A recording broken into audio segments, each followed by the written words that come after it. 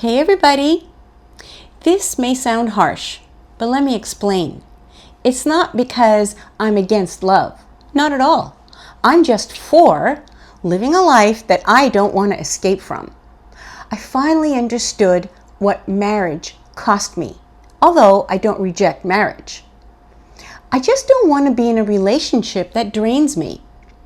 Feeling alone in a marriage can actually feel lonelier than being single. I want to feel joy for existence again. I know that a lot of women, just like me, are asking these questions. Should I be dating? Am I missing out? Or is there something wrong with me because I enjoy being by myself? Listen, nothing is wrong. You are finally feeling clarity, like I did, and it's frightening when you realize what all that means. The question really is, what am I afraid of? Yeah, because being single is not sad, and neither is it a sign of failure. The cost of being stuck in a bad relationship is high. Chronic stress in a relationship or a bad marriage is worse for your health than being alone. And the cons to being single are really just inconveniences that a handyman or a friendly neighbor can fix for you. Whereas the pros to being single can be life-changing in a positive way. We are raised or conditioned to follow the rules that a marriage is the goal, and that one day you'll settle down, and that means success. If you don't, you may wind up poor or living under a bridge. Well, that's exaggerating, but really? What if I don't follow those rules? And whose rules are they anyway? No one tells you this. When you go off script like that, people get uncomfortable because your freedom highlights their compromises, and they'll project their fears onto you. Spoiler alert, you get to decide how you want to live. No permission is required.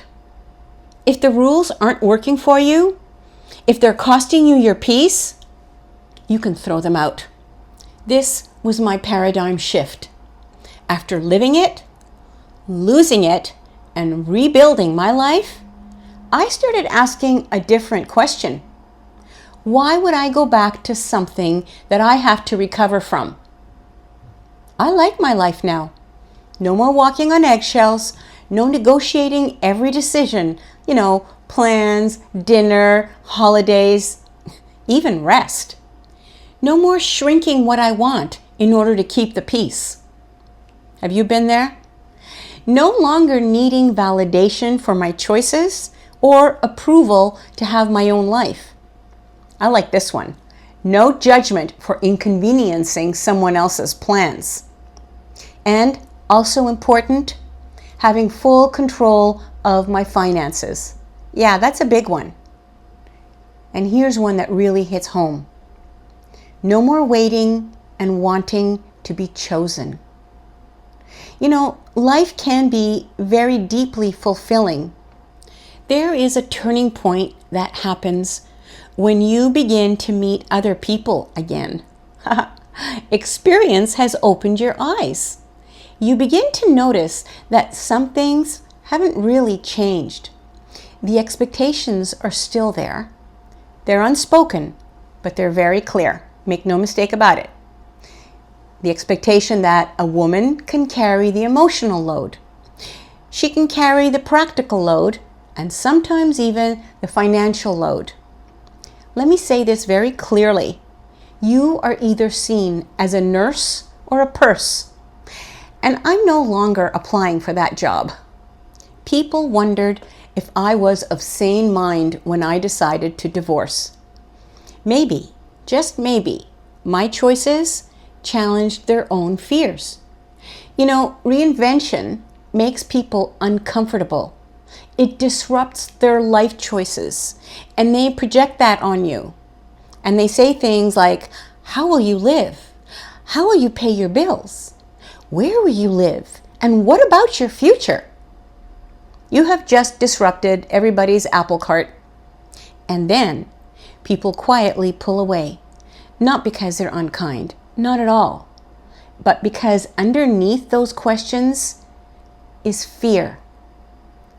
Theirs, not mine. Truth be told, underneath all those highlight reels that we see, most people are confused. They're confused about how they want to live. And some have even burnt out from chasing approval instead of seeking self-fulfillment. I don't owe anyone an explanation for living in a way that feels true to my goals. And my life is not a group project. You know, no one wants to be the first one to say it out loud, because admitting the truth that we feel lost or tired or like something is off or missing, it feels like failure. But it's not failure. It's an identity shift. It's a quiet realization and clarification. What matters is that you live your life authentically, because the cost of ignoring your own life's goals, dreams, and wishes, well, that cost is very high. You know, you get to decide. You get to decide what success looks like for you. Success is living in alignment with your core values. It's that simple, but it takes inner work. And finally, choosing how you want to live. That's so important, because 10 years from now, you want to say to yourself, I chose this life. I didn't settle for it. Time is going to pass anyway. Those 10 years happened very much to me. Because today, I am 68. I am living that 10-year exhale. And my life is really happening for me now. It's not too late. And you didn't waste your central years. Not at all. You were simply gathering evidence for the changes that you want to make in your life. This is a turning point in life, and there's so much more ahead. I believe the best is yet to come. So no, I'm not against love. I'm against losing myself to have it. That's the difference. And I will always choose peace every single time. Thank you so much for watching. If this resonated with you, or if you have questions, please leave it in the comments. I'd love to hear from you. And until the next video, have an empowered week.